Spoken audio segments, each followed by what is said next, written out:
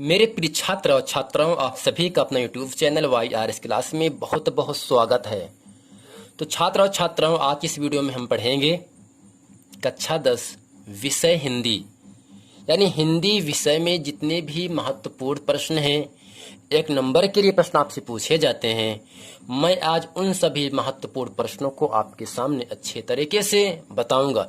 जितने भी प्रश्न हैं प्यारे बच्चों इस वीडियो में, वो सभी प्रश्न एग्जाम के दृष्टि से बहुत ही महत्वपूर्ण प्रश्न है।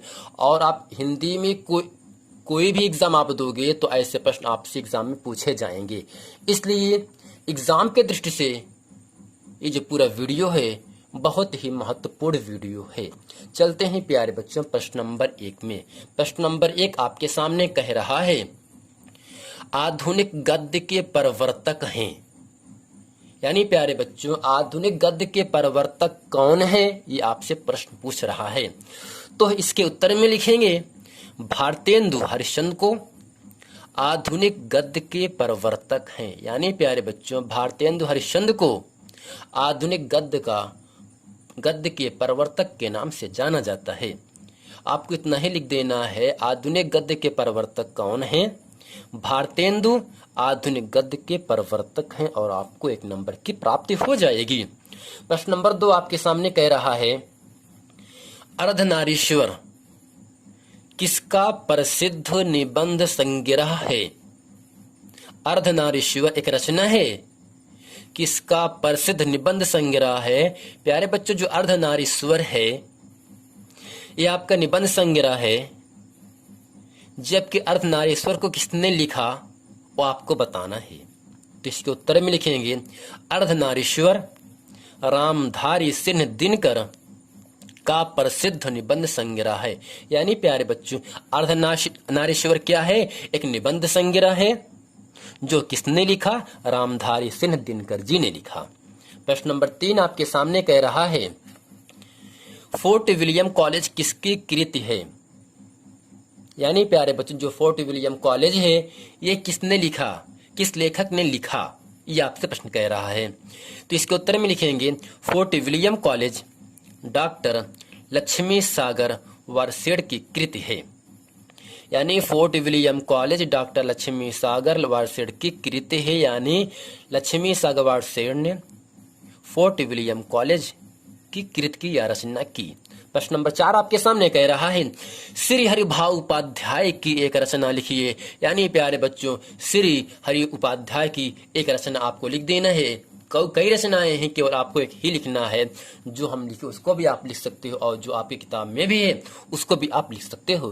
तो इसके उत्तर में लिखेंगे सर्वोदय की बुनियाद। सर्वोदय की बुनियाद श्री हरि भाऊ उपाध्याय की एक रचना है। यानी श्री हरि भाऊ उपाध्याय ने अपने जीवन काल में कई रचनाएं की। उन रचनाओं में एक आपका नाम है सर्वोदय की बुनियाद, जो कि श्री हरि भाऊ उपाध्याय ने लिखा था।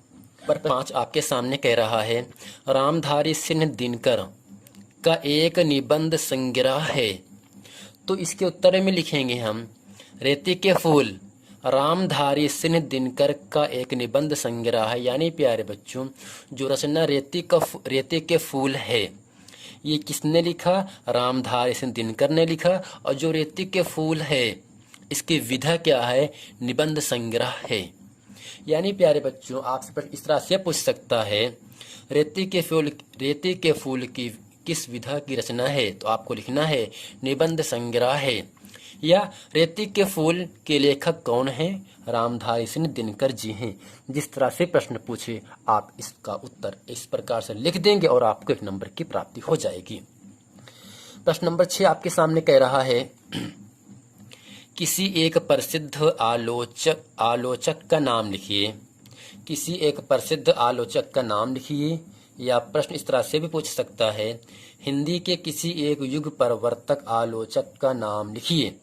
हिंदी के किसी एक युग प्रवर्तक आलोचक का नाम लिखिए। तो इसके उत्तर में लिखेंगे हम आचार्य रामचंद्र शुक्ल हिंदी के युग प्रवर्तक आलोचक हैं। यानी प्यारे बच्चों,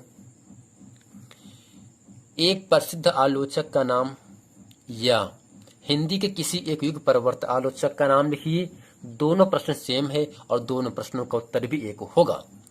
इसका उत्तर आपके सामने है। आचार्य रामचंद्र शुक्ल हिंदी की युग प्रवर्तक आलोचक हैं। प्रश्न नंबर 7 आपके सामने है, जो कि इस वीडियो का अंतिम प्रश्न आपके सामने होगा। प्रश्न नंबर 7 आपसे कह रहा है, द्विवेदी युग की कालावधि लिखिए, यानी समय सीमा लिखना है आपको। या इस तरह से पूछ सकता है प्रश्न, सरस्वती पत्रिका किस युग में प्रकाशित हुई।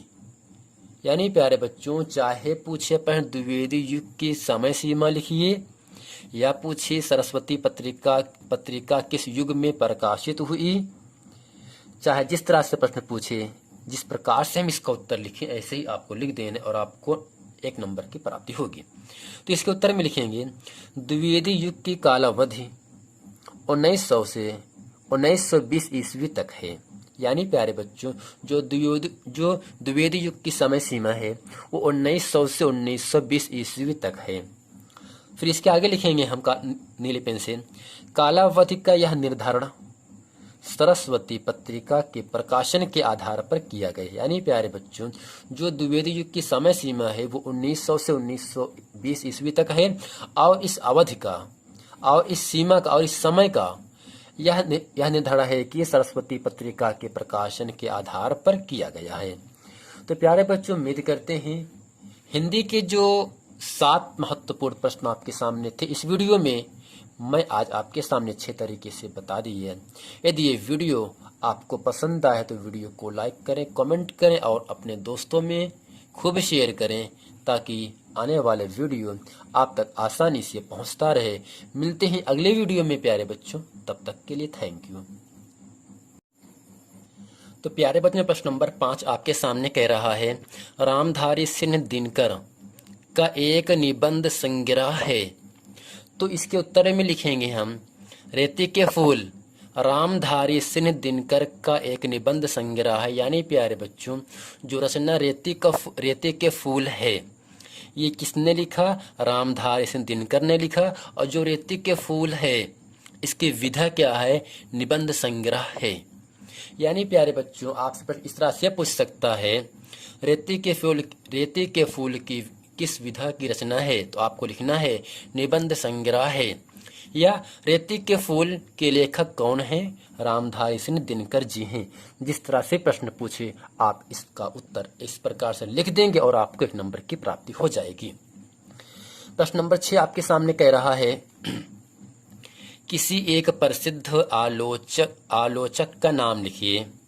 किसी एक प्रसिद्ध आलोचक का नाम लिखिए। या प्रश्न इस तरह से भी पूछ सकता है, हिंदी के किसी एक युग प्रवर्तक आलोचक का नाम लिखिए। हिंदी के किसी एक युग प्रवर्तक आलोचक का नाम लिखिए। तो इसके उत्तर में लिखेंगे हम, आचार्य रामचंद्र शुक्ल हिंदी के युग प्रवर्तक आलोचक हैं। यानी प्यारे बच्चों, एक प्रसिद्ध आलोचक का नाम या हिंदी के किसी एक युग प्रवर्तक आलोचक का नाम लिखिए। दोनों प्रश्न सेम है और दोनों प्रश्नों का उत्तर भी एक होगा। इसका उत्तर आपके सामने है। आचार्य रामचंद्र शुक्ल हिंदी की युग प्रवर्तक आलोचक हैं। प्रश्न नंबर 7 आपके सामने है, जो कि इस वीडियो का अंतिम प्रश्न आपके सामने होगा। प्रश्न नंबर 7 आपसे कह रहा है, द्विवेदी युग की कालावधि लिखिए, यानी समय सीमा लिखना है आपको। या इस तरह से पूछ सकता है प्रश्न, सरस्वती पत्रिका किस युग में प्रकाशित हुई। यानी प्यारे बच्चों, चाहे पूछे प्रश्न द्विवेदी युग की समय सीमा लिखिए या पूछे सरस्वती पत्रिका किस युग में प्रकाशित हुई, चाहे जिस तरह से प्रश्न पूछे, जिस प्रकार से हम इसका उत्तर लिखें ऐसे ही आपको लिख देने और आपको 1 नंबर की प्राप्ति होगी। तो इसके उत्तर में लिखेंगे, द्विवेदी युग की कालावधि 1900 से 1920 ईस्वी तक है। यानी प्यारे बच्चों, जो द्विवेदी युग की समय सीमा है वो 1900 से 1920 ईस्वी तक है।